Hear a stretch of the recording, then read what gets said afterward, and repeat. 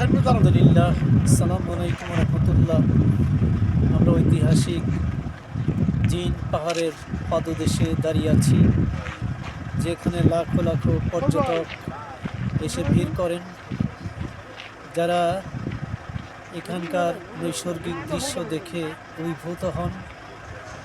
যেখানে গাড়ি থামিয়ে রাখলে একা একাই পিছন দিকে চলে যায়, প্রায় 100 কিলো বেগে চলতে থাকে। কিসের টানে? আজ পর্যন্ত দুনিয়ার কোনো বিজ্ঞান, কোনো মানুষ তা আবিষ্কার করতে পারেনি। কিসের টানে?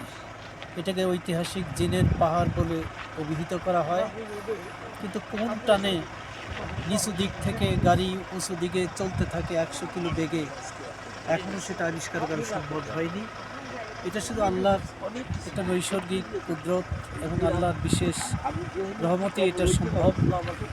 এমন কিছু নিদর্শন মানুষের জন্য আল্লাহ রেখেছেন, যাতে মানুষ এই নিদর্শনগুলো দেখে সত্য এবং ন্যায়ের পক্ষে চলে আসে, আল্লাহর মহাব্বতে, আল্লাহর আনুগত্যে নিজেকে উৎসর্গ করে।